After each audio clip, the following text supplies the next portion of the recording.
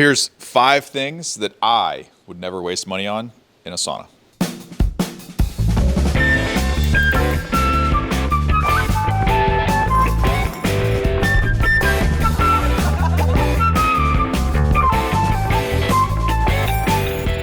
Come inside, let me show you. Number one, where's the fuzzy? Number one, I would never waste money on a sauna that has a poor heater layout. We're working on the course to show people how to fix this. So we're mounting, come in here. We're mounting heat lamp bulbs to the ceiling in a different fashion than usual so they don't hang on extenders. But the reason that we're doing that is because in a sauna like this, you only have infrared coverage in each corner. So you actually don't have anything at your back that hits your spine. And so it's very uneven heat coverage. And then you also don't have anything in the front. All you have is from the knees down. So here, there's only heaters in here that go from the knee down. So your entire torso, your front half has no infrared coverage. There's nothing on the sides. There's nothing in the middle of the back. It's only in the corners. I would not waste money on a sauna that has a heater layout like this. So number 2, come inside, let's show you. It builds on number 1. And in fact, maybe number 2 should be more important than number 1. But I would never waste money on a sauna that has a lack of heat coverage, right? There's a difference between a poor heater layout. The other sauna examples that we have for you have some side or frontal infrared. This is an example of something that has hot and cold spots in it. So why? It has ceramic heaters inside. The cabin is beautiful. I actually like the construction of this. I think it's better than a lot of other ones on the market. But it doesn't have any frontal infrared, no side infrared. It's super hot in the back because the surface temperature of a ceramic heater versus a carbon or something similar is really, really high. So you get this directional high heat and then it falls flat because you have nothing on your torso. So unfortunately, this sauna is not designed like some of the other ones where you rotate around in a rotisserie and heat your body up, evenly by spinning around. That's not possible in here. So if you were to sit sideways, if you were to turn, you're never going to get, infrared coverage.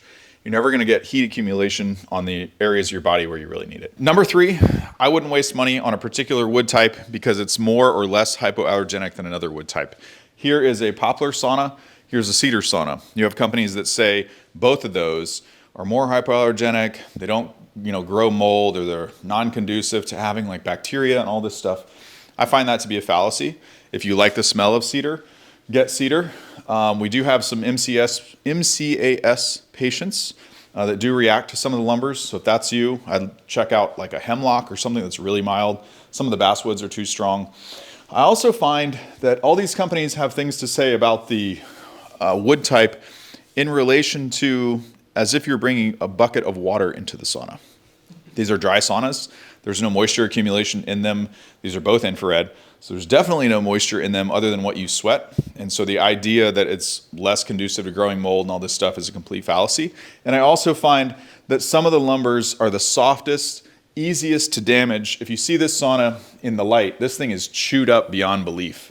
This is probably one of the easiest saunas to damage, probably one of the only saunas that I've had to glue back together.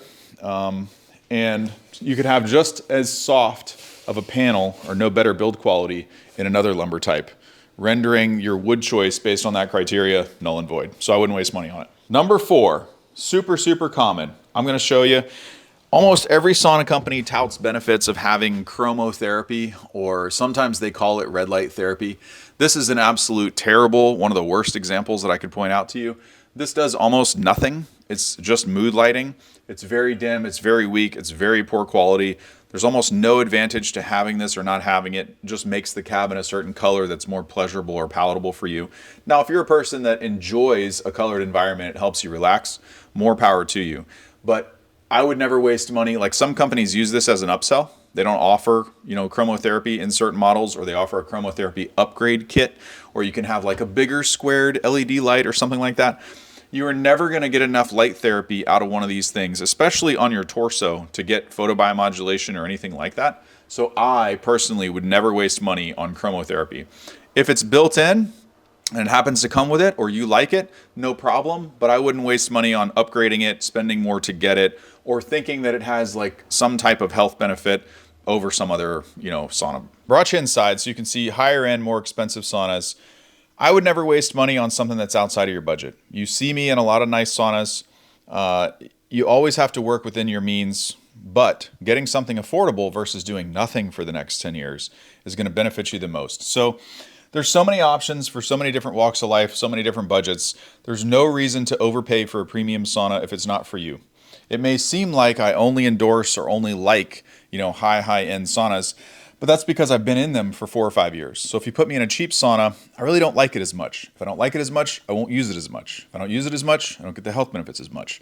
But for you, always do what's right for you, no matter what somebody on the internet says, sauna salesperson says. We even have the DIY sauna course. You can build your own tent sauna for $300 and it blows almost every portable sauna on the market out of the water. It's not expensive. You can buy the course, buy the stuff.